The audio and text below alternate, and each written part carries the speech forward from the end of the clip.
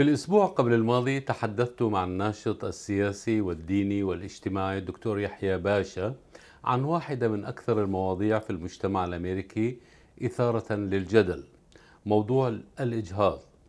ولأنني أعرف تماما أن الدكتور باشا هو من أكثر قيادي الجالية انفتاحا وتواصلا مع الآخر، طلبت منه مساعدتي في تنظيم لقاء يجمع المسيحي والمسلم واليهودي من أجل ربما إحياء ما كان متواجدا في ثمانينيات وتسعينيات القرن الماضي. أظن كان الموضوع المتداول في تسعينيات أو ثمانينيات القرن الماضي طاولة مستديرة أو شبه طاولة مستديرة كانت تجمع الإمام الراحل جيم خروب والإمام الراحل جواد الشري والأب جون بدين والراحل طارق داود وعدد كبير من شخصيات الجالية الذين ساهموا بشكل كبير جدا في تقريب وجهات النظر بين رجال الدين من الأديان الرئيسية الثلاثة. لكن يبدو أنه بعد رحيل الجيل الأول من أصحاب هذه المبادرات الإيجابية، هذه المبادرات يبدو أنها رحلت معهم مع الجيل الأول وتلاشت مع غياب أصحابها، أم ربما أنها ما تزال حية لغاية هذا الوقت. هذا ما سأتحدث عنه مع الناشط السياسي المعروف الدكتور يحيى باشا والحاخام آشر لوبتين اللي هم معي الآن مباشرة من رويال أوك. I would like to warmly welcome you Dr. Basha and Rabbi Lopatin. Welcome very warmly, both of you. Thank you. Thanks. Let's begin with Rabbi Asher Lopatin. Can you give us, or let's start by giving our viewers some basic information about you, Rabbi. My sincere apology to you for I should have done my homework and research the background of the Rabbi, but I was so busy yesterday and day before yesterday. Shed some light about your background and about your experience here in Michigan. From your bio. Okay, well, shukran, and it's ahlan wa sahlan to everybody out there in the Arab American community, in the Muslim community, and beyond. I am a rabbi, but I also studied Islamic studies at Boston University, and then I studied medieval Arabic thought at Oxford University. I did an MPhil there. I am fascinated by the similarities in Islam and in Judaism. I studied Arabic a lot, but it was Fusha, so I don't really know how to speak it except for, inshallah. And I know the the Fatiha of the Quran by heart because I learned that my first year studying Arabic at college. So I've always been fascinated by the similarities and the connection between the Muslim community and the Arab American community and the Jewish community. And so here, I was a rabbi in Chicago for many years, and we worked on Jewish Muslim community building initiatives. Oh, really? And how we could disagree in an agreeable way, civil discourse. Sure. And now that I'm in Detroit, I've only been here for 4 years, I come into a beautiful environment that was created by Dr. Basha and under his leadership. And I feel that there's a lot of potential for the Muslim and Jewish communities to come even closer together. And I would say to work together for the things that we all need, that our traditions all push us to do. We're going to disagree about many things, but some things are so important that we can agree on and we can work together. So I'm very excited to follow Dr. Basha's lead and his inspiration. Sure. I would like to go back to what you mentioned, Rabbi, about you being in Chicago and you establish with others initiative that unite or قربت وجهات النظر between Muslim community and the Jewish community. I would assume that cooperation and coordination that you and others started in Chicago between your organization and other Muslim organization, it's still in existence or it's evaporated like many other initiatives? That is a great question. It still is in existence, but it takes a lot of tending. It takes a lot of work, and it's not a natural fit. Even though I've been in so many Arab countries, and I just and when I go to Dearborn, I love going to Kahwa House, and so there's just you would think it's natural, Sure. But it's not. So I know that it needs a lot of work in Chicago and in Detroit, and Dr. Basha knows that we constantly have to work on it and have to push people and overcome obstacles, but then it is so rewarding. So I know that it's being continued in Chicago, and here I'm the head of the Jewish Community Relations Council, American Jewish Committee in Detroit, so I can really focus more energies on this connection between the Muslim and the Arab American community and the Jewish community. And I would like to ask you, excuse me, Dr. Basha, معلش برجع لك. I would like to ask the Rabbi about also Chicago. Did you establish or met with leaders like Dr. Basha or organizations, Muslim or Christian organizations? Yeah, we actually had imams and rabbis come together to study different issues like creation in the Quran and in the Tanakh, in the Bible, and to compare our traditions. How old is the world? How was the world created? So we got together imams and rabbis, but also organizations. And I must say, some organizations that, again, we had a lot of disagreements with, but we got together with CARE. We got together with with some mosques, and we really worked very well. And one of the things I'm proudest of is we did iftar in the synagogue. So we hosted our Muslim friends for iftar. There were prayers, there were Jewish prayers, there were Muslim prayers, and that was an incredible thing. And we haven't done that yet, and COVID is stopping, but it's amazing just to appreciate each other's celebrations and rituals. And we have had through our Muslim Jewish Advisory Council, we did an iftar on Zoom during COVID together, all of us eating together. It was just a beautiful experience. Right. You mentioned CARE. It stands for Council on Islamic American or American Islamic Relation. And I would like to ask Dr. Yahya Basha to maybe give us a little bit of information about your connection and your coordination with the Jewish and the Christian community, not only in Michigan, around the United States. نعم، يعني هي جزء من طبيعة الشرق الأوسط، الميدل إيست. يعني المسلمين عاشوا بالماضي، المسلمين والمسيحية واليهود بنفس المدينة، بنفس الشوارع، وحتى lot of the habits, the common habits، يعني العادات والتقاليد.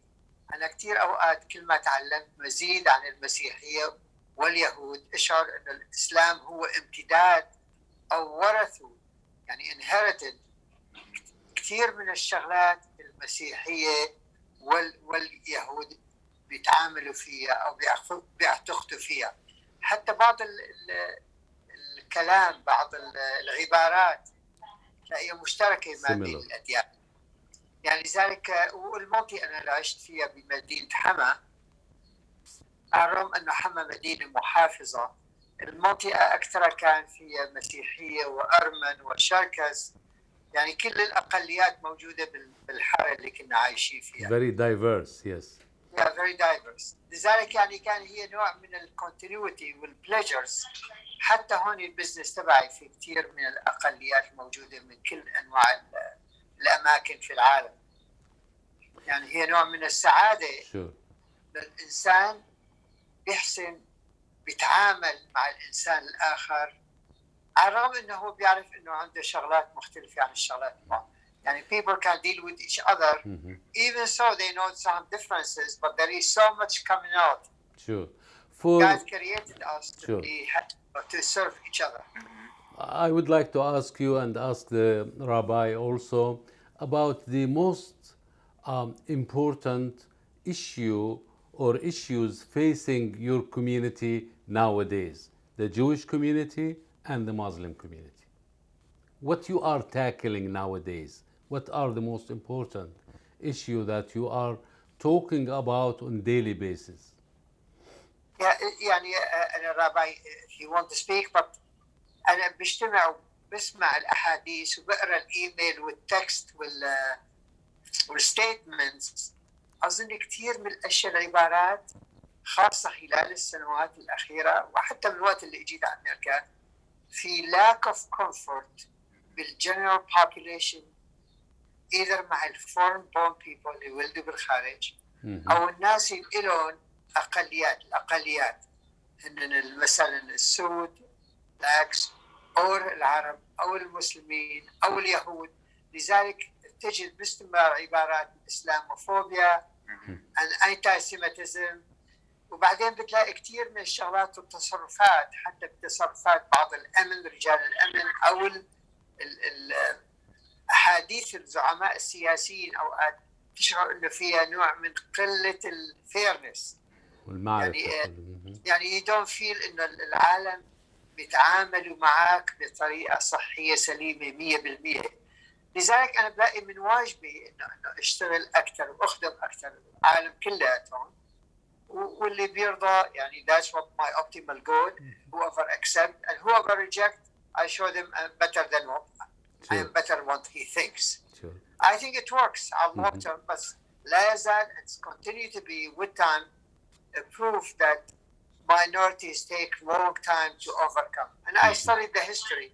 قريت التاريخ تبع أمريكا كان بالماضي باستمرار معاملة غير ممتازة للأقليات كان بالسود أو اللاتينوز أو حتى للإيطاليان حتى للأقليات الثانية وللآيرش كانوا ما يتعاملوا بشكل حسن عرب أنه هن مسيحية أو بعضهم كاثوليك مثل اللاتينوز.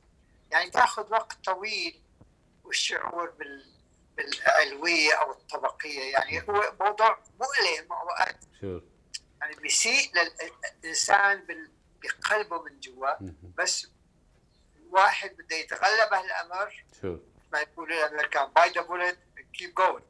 يعني you can say Doctor, you can say that all of these communications with various groups, with Muslim, Christian, Jewish, and Hispanic, and what have you, they still in the infancy stage. It did not improve very much. It's slow, and I would agree very much with that we have to stick together to fight hatred. You know, the shooter in Buffalo, he hated black people, he hated Jewish people, no doubt he hated Muslim people, Latinos, so we have to stick together. The other side, which is also very interesting to me, is how we can be religious Jews or religious Muslims and continue our tradition in America and feel comfortable. And this country, in our Constitution, there's separation of church and state. There should be no established religion. And so we, I think, as religious communities, have to figure out how can we fit in and how can we maintain our religious tradition. And I think we have a lot of similarities, how we educate our younger generation, how we make them appreciate the beauty of our religions in the context of American life, of social media, of text, of TikTok. So we have similar challenges, both facing those who hate us and also within our own people, how we can maintain, continue our beautiful traditions.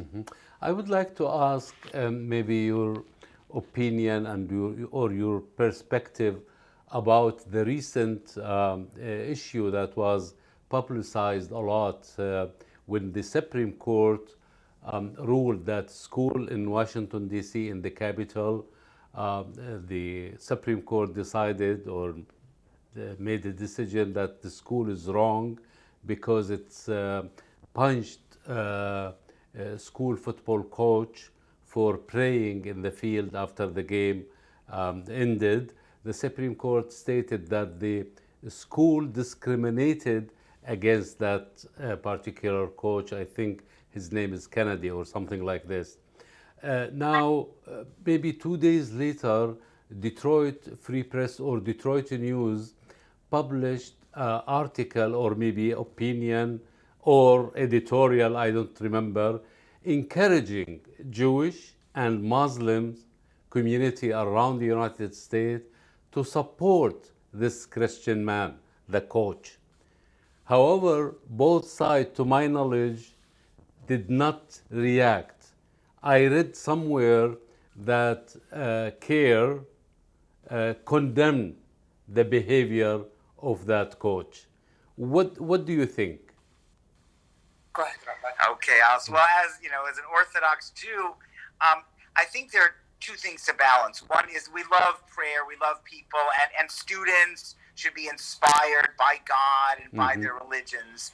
The only thing is that we're living in a country that's majority Christian, and Christianity is so powerful. And when there's prayer, it's usually going to be Christian prayer. So we're Muslims, Jews, Hindus, Buddhists, we're going to be discriminated against. And so I think that the logic is let's have no prayer.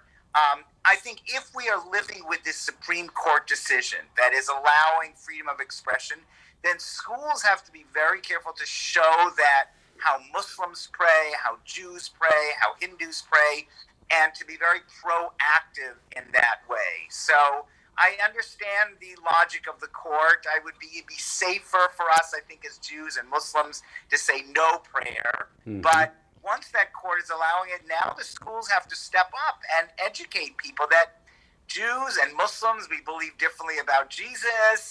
We believe differently about how to pray. We are, and Hindus have a whole other belief system. They have to really make sure that it's not the Christian prayer and the Christian religion that is dominating. I remember when I went to elementary school, public school in California, Christmas, we did all sorts of things for Santa and Christmas and everything. We never did anything for Hanukkah. We never did anything for Ramadan. I didn't even know about Ramadan as a kid. That's where we have to step it up. And if schools are going to allow one thing, then we have to allow all our religions to be able to practice in this country, which is, again, the majority culture is Christian. Christmas time, we don't, in Palestinian areas in East Jerusalem, Ramadan, there's so many decorations. You feel Ramadan. I don't think you feel Ramadan, maybe in Dearborn, I don't know, but not in Huntington Woods. And so I think, or Royal Oak. So I think we have to be very careful to make sure that we're not pushed away by the power of Christianity and Christian prayers. Dr. Basha? يعني لا شك لا يزال يعني still religious minority have it's kind of treated a little bit differently, and they have to be ultra careful how they will be treated. That's the reason I think it's campaign for life. Campaign for life to feel they are their people or their student or their sport person, kind of practice something without looking down to. I remember when I was in training at the major hospitals in the past, they talk about their food. When I mentioned my food, everybody said, So I felt like insulted. Even now, the Middle Eastern food, one of the common food used in Michigan, right? Including you find Costco and Sam's selling hummus or something, or shish kebab, or shish kefta, shish tahu, etc. So it takes time. So the journey takes time. And now a lot of the Latin food is so common and well, accepted. And so that's the reason I think the journey takes a long time. Sure, absolutely. Can you, both of you and, the state of Michigan and all around the world, they're still talking about the Supreme Court decision regarding abortion. Can you describe the general feeling or reaction of your community, the Jewish community and the Muslim community, about the Supreme Court reversing the issue of abortion? Well, Dr. Basha has written so beautifully from his own life about it.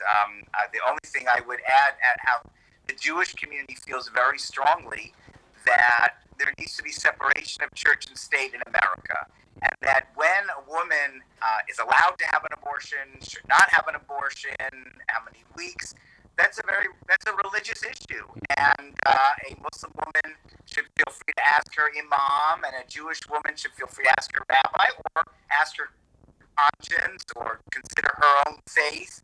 But to impose anything from the government, any 15 weeks, whatever it is, or not at all, that's a religious decision, and that's imposing religion.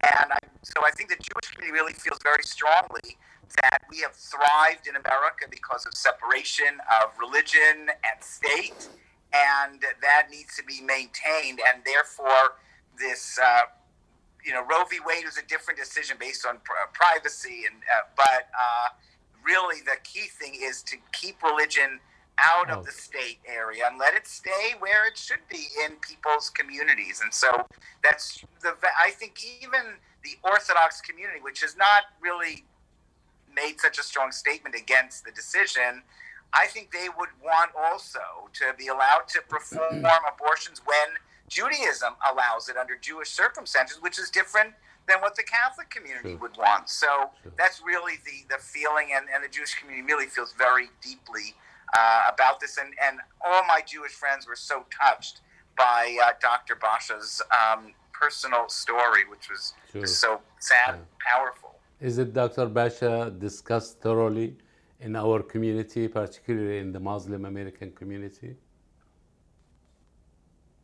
ده يعني للعمق بالحقيقة أنا كان عندي المعاناة الشديدة من طفولتي من الهاي سكول بموت أمي وإنه she could not get an abortion after she had 11 pregnancies.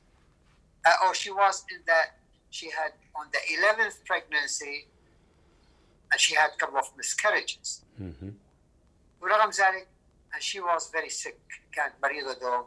I don't know exactly, Crohn's or ulcerative colitis. Continuously she was in severe pain and lost weight and on special diet.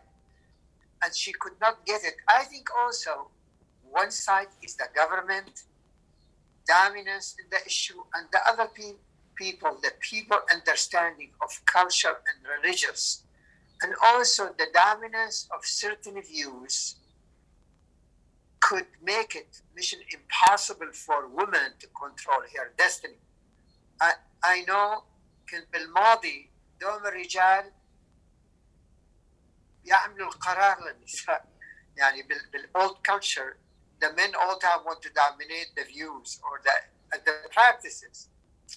لسوء الحظ يوم تبع الرجال the women ahead of them so much in the future and in the liberation than the men. But I think with time they will accept that fact. The women have the same right, and she has a liberal with her body.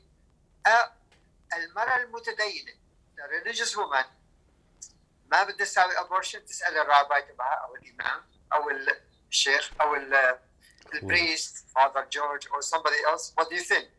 So she can work on it. But if you have a law in that issue, will be so strict and so inflexible, and like I heard on the public radio on the BBC the other day, in San Salvador, القانون very Catholic and very tough. واحدة مرة سوت abortion in her, she lost the pregnancy at work. Sure. I don't know, weeks or months, I'm not sure exactly. They took her to jail for about 37 years. Then I think they bailed her out after 10 years of jail for having an abortion. Sure.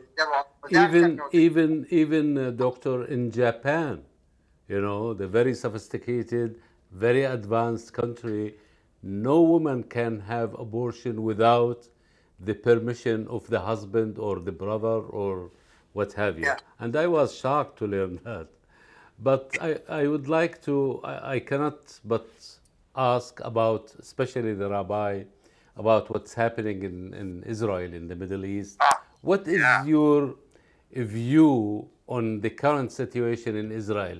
Is there any hope for peace? Rabbi, when I am asked by so many people, such question about the potential peace between Israel and the Palestinian in particular, people make fun of me, telling me that you are naive, you are kidding, you don't know what the hell you're talking about. I almost believe them, but I always have faith in peace. Do you think they are right and we are wrong, and peace will never establish between the Palestinian and the Israelis? Well, no, I think there will be peace. I think it's possible. I think, and I get inspiration from here outside of the Middle East that we can come together. Mm-hmm. But, you know, if you look at the culture now in Israel and amongst Palestinians, even in Halil, in Hebron, and elsewhere, even in Iran, people are sharing music. Israelis are rediscovering their grandparents' Iraqi music, and they're recording it. And the music now is not, me, I'm European, Ashkenazi. It's music from Arab lands combined with Hebrew and Arabic, and everyone is Druze are also getting involved. So the culture, the joy that you see when there's a new mall that is in, we can talk, it's in the West Bank, it's a new mall, and thousands of Arab children are going to it, Jewish children. And so I'm beyond, I think the politics, you had an Arab party finally in the coalition. I know the coalition just failed and there are going to be new elections, but you had an Islamist party in it that's affiliated with the Muslim Brotherhood. So there's a lot of hope. There's going to be tough times, but there's a lot of hope. These are people on the ground that want to come together, that want to live together. And I think that is eventually going to happen. I mean, you had a government with a right-wing party and a left-wing and an Arab party, and they got along at least for 1 year. So, and I'll just one point on abortion, when the MMCC, the Michigan Muslim Community Council, and the JCRC, HAC, we came together on a letter to write, and thank you, Dr. Basha, for pushing it, about, again, mainly separation of church and state, not taking a position on whether abortion is permissible religiously or not. And Dr. Al-Hadidi, Mahmoud Al-Hadidi, brought it to Shia imams and Sunni imams and the Council of Qadis of Sharia, and all of them apparently approved of it. So you did have a voice, not deciding when a woman can religiously have an abortion, but that the state should stay out of this and let women and the religious communities decide for themselves. So I feel we did get a lot of, that's from what I heard, that there was an amazing amount of agreement, and we were able to sign this letter together with Dr. Basha's signature as well. Sure. I always think, I don't know whether the continuation of the so many initiative that was started in the 80s and the 90s continue. I am not sure. I don't hear anything. It seems to me that leaders like you and Dr. Basha and so many others from both community, Muslim and Jewish and also Christian, they keep the information that they collected about their discussion and engagement and their dialogue with other leaders. They keep it to themselves. They don't share it with their community. To what extent this is true?